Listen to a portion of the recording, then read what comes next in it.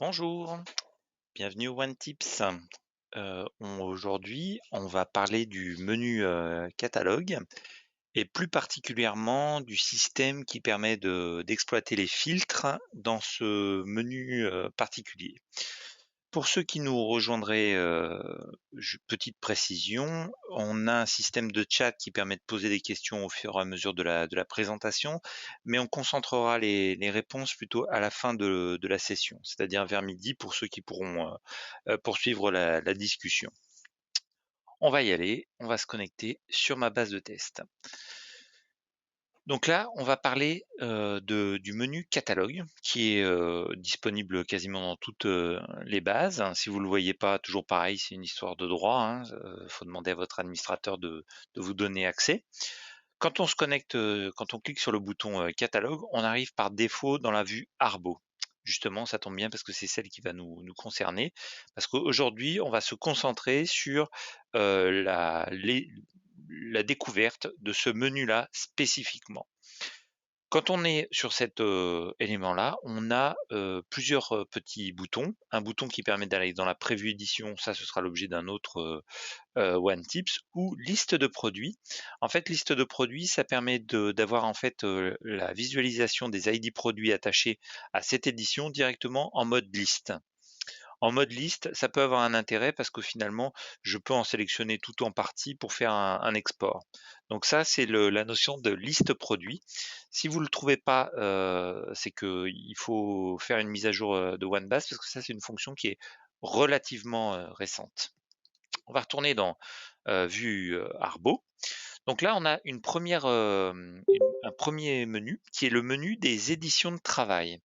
Les éditions de travail sont un petit peu différentes de la sélection édition, parce que finalement, je peux travailler sur une ou plusieurs séries, que je peux même filtrer ici même dans mes éditions en disant bah, je ne veux travailler que sur les éditions de type catalogue, par exemple, mais tout en filtrant sur les éditions qui sont dans cette édition-là, qui va être la sélection, qui va me permettre de savoir si mes articles sont bien dans une édition. Ensuite, on va visualiser l'arborescence, c'est-à-dire que c'est le contexte. Donc par défaut, suivant ce qui est configuré dans les éditions, si on a bien fait notre travail et qu'on a attaché l'édition avec notre arbo, normalement, ça vient automatiquement. Mais des fois, on peut avoir envie de voir la sélection 2018 dans un contexte n'est pas le classement du catalogue proprement dit. On a des boutons ouvrir et fermer qui sont ici, qui permettent en fait de déplier l'arborescence rapidement. C'est-à-dire que si je clique sur fermer, ça va me permettre de le fermer rapidement. Et l'ouvrir, alors l'ouvrir, ça va pas forcément ouvrir tout l'arbre quand j'ai beaucoup d'éléments, comme c'est le cas ici. Quand j'en ai par exemple 50, c'est peut-être intéressant de pouvoir ouvrir directement les éléments. Parce qu'en fait, quand on clique sur ces éléments-là pour ouvrir les éléments, en fait, à chaque fois, il y a un rechargement de la page qui peut alourdir en fait votre accessibilité. Donc là, on voit par exemple qu'il y en a 14, même si dans la base de données, il y a 29 produits. Pourquoi? Parce qu'en fait, on voit tous les produits, y compris ceux qui sont filtrés. Alors je vais refermer pour que ce soit plus simple, y compris ceux qui sont hors du catalogue 2018. Parce que là, je suis sur une sélection sur le catalogue 2018. La puce, la bulle que l'on voit là, c'est le nombre de produits. Alors attention, c'est le nombre de produits, c'est-à-dire de regroupement de références. Et maintenant, il y a une nouveauté dans OneBase qui permet de visualiser à la fois les produits, mais également le nombre de références. Et pour ça, il faut aller tout en bas du moteur, du module de recherche, et il y a un petit onglet qui s'appelle compteur. Et dans compteur, on peut dire, bah, je veux visualiser, compter le nombre d'articles qu'il y a dans ma sélection. Donc en appliquant cet élément-là, on va visualiser le bleu, c'est toujours le nombre de produits, et le vert, c'est le nombre de références, c'est-à-dire vraiment de SKU qu'il y a dans cette sélection d'édition. Donc ça peut parfois avoir un intérêt de voir le nombre de références que l'on peut retrouver au sein d'éléments. Donc on l'a donc au niveau global, c'est-à-dire que là, on est dans l'arborescence catalogue, donc on revoit catalogue, donc ça c'est le nombre total d'éléments. Mais après dans tête, on va avoir, une distinction et à l'intérieur de tête, on va avoir encore une autre distinction pour les casques de chantier et encore une distinction, derrière. Quand on est sur le produit, évidemment, il va nous montrer le nombre de références. Ça n'a plus d'intérêt de montrer le nombre de produits vu qu'on est sur l'entité produit elle-même. Donc voilà, ça c'est important parce que c'est une nouveauté, récente. Ça peut avoir un intérêt de voir le nombre d'éléments. Il y a 2 autres points dans les compteurs, c'est le nombre de produits uniques et le nombre de références uniques. Donc ça, c'est vraiment parce que si on fait des liaisons multiples, par exemple, on a un paquet de piles qu'on va retrouver à plusieurs endroits dans notre catalogue, bah, si on veut compter le nombre de références uniques, bah, on fait afficher cet élément-là pour calculer. Alors, plus on met de compteurs et plus ça va être lent. Donc là, on voit qu'on a 2668 références uniques sur les 2700 qui sont présentes au catalogue, parce qu'il y a quelque part des doublons qui sont nécessaires dans une édition. On va avoir derrière cette notion d'arborescence, des boutons d'action massive qui vont être plus ou moins importants suivant vos droits. Suivant les bases, suivant les droits, on a plus ou moins de boutons de modification massive. Ce sont des boutons qui ont toujours une signification quand on passe en surbrillance sur l'élément. C'est-à-dire que là, par exemple, celui-ci, c'est pour la validation massive des produits. Ça, c'est pour être pour la modification massive des éléments. Donc, on applique un filtre, quel qu'il soit, un filtre sur un fournisseur, un filtre sur une édition, un filtre sur des codes. Et là, on va pouvoir avoir des actions massives. Donc ça dépend des utilisateurs. On peut avoir plus ou moins de boutons. Quand on est des super admins, on a beaucoup de boutons. Quand on est un utilisateur qui a des droits restreints, on a peut-être moins de boutons. Là. Ensuite, on a la notion de appliquer ou annuler les filtres que l'on va retrouver au-dessus de la section des filtres et en dessous de la section des filtres. Premier élément, on va retrouver le restreindre à. Donc le restreindre à, ça permet de restreindre sur certains critères. Donc ça, c'est dans toutes les bases, édition, fournisseur, arborescence, affichage. Ça, c'est dans toutes les bases, c'est l'affichage par défaut de OneBase. Donc sélection édition, ça permet de voir une sélection par rapport à une arborescence donnée. Et il y a une petite astuce qui est très peu connue, c'est le fait que finalement, sur le égal, on peut cliquer dessus et là, on voit qu'il y a une petite différence, c'est que en cliquant dessus, on peut voir différents. Donc je peux chercher tous les produits qui ne sont pas dans, le catalogue, 2018. Donc ça, c'est une astuce assez méconnue, mais là, par défaut, c'est égal, mais on peut aussi avoir par différents d'eux. On a un bouton qui permet de vider le champ par rapport à notre sélection et on a un système qui permet d'aller directement dans l'édition, un petit raccourci qui permet d'aller directement dans l'édition. Un élément du fournisseur, donc c'est pas une liste de valeurs parce qu'il y aurait trop d'éléments, mais ça me permet de filtrer avec une autocomplétion. On tape les premières lettres et puis on tombe sur le fournisseur de notre base directement. Pareil, si je veux vider le champ, j'ai une petite croix rouge.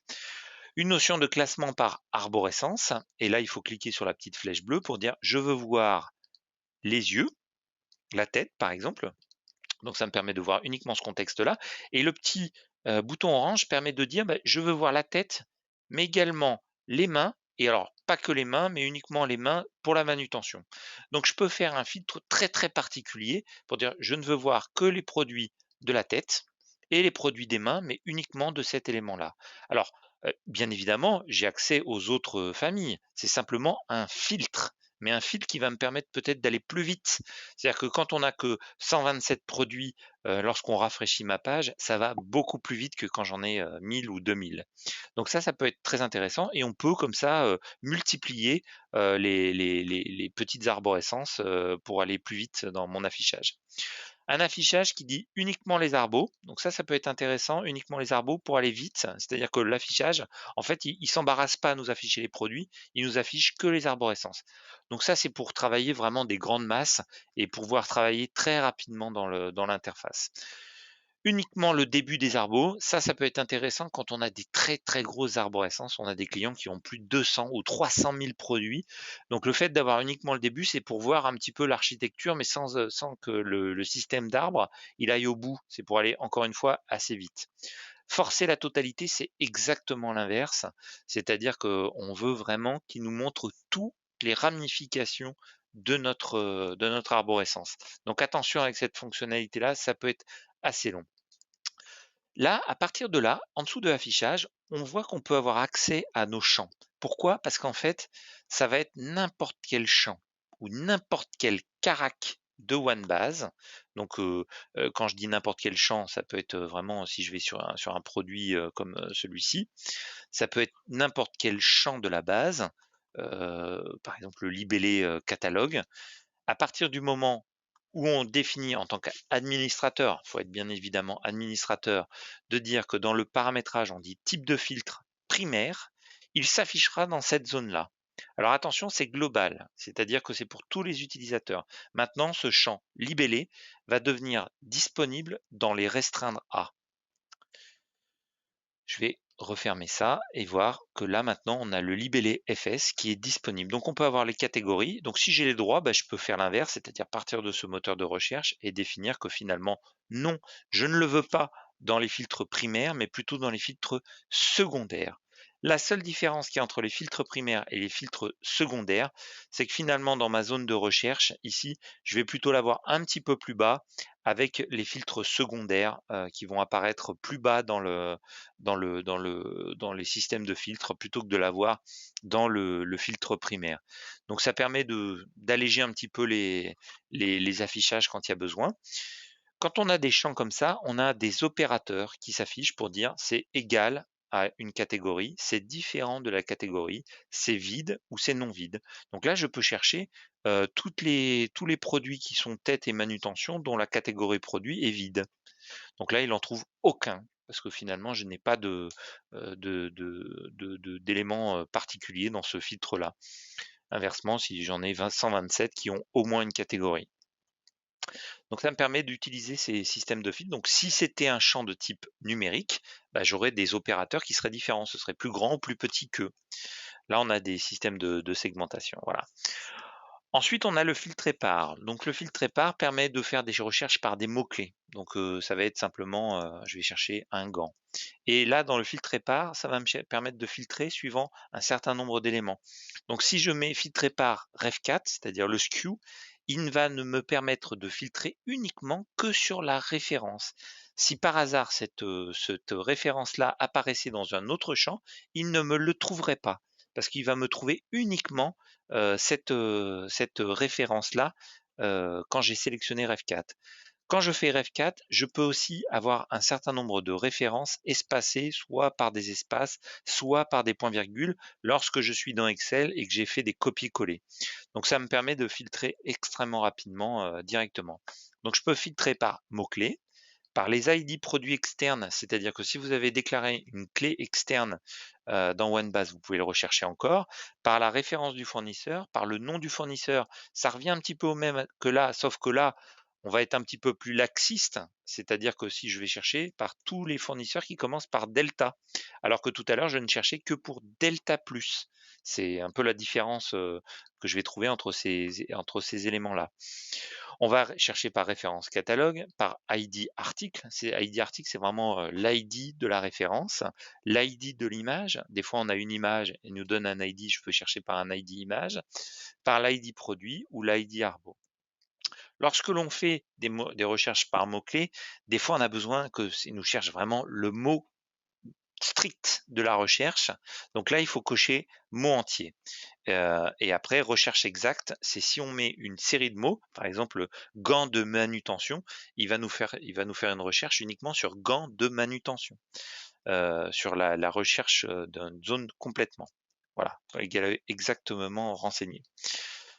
Ensuite, on va avoir des notions de remplissage qui peuvent être très intéressantes pour aller chercher tous les produits qui n'ont pas de visuel, tous les produits qui n'ont pas de descriptif, tous les produits qui n'ont pas d'article, tous les produits toutes les références qui ont des doublons par rapport à ma sélection, des éléments qui ont des tableaux croisés valides ou invalides. Des tableaux croisés invalides, c'est si par hasard on a commencé de faire un tableau croisé et que malheureusement on n'a pas mis les 3 dimensions. Parce qu'il faut des abscisses, des ordonnées et les valeurs que l'on veut voir aux intersections. Donc tant qu'on n'a pas mis ces 3 types d'informations, ça crée un tableau croisé de type invalide. Donc on peut aller chercher aussi par rapport à des dates d'audit, c'est-à-dire, je vais chercher tout ce qui a été modifié depuis, le 20 mai 2020 par exemple, à partir de midi. Je peux me les borner entre 2 dates, une date de début, une date de fin.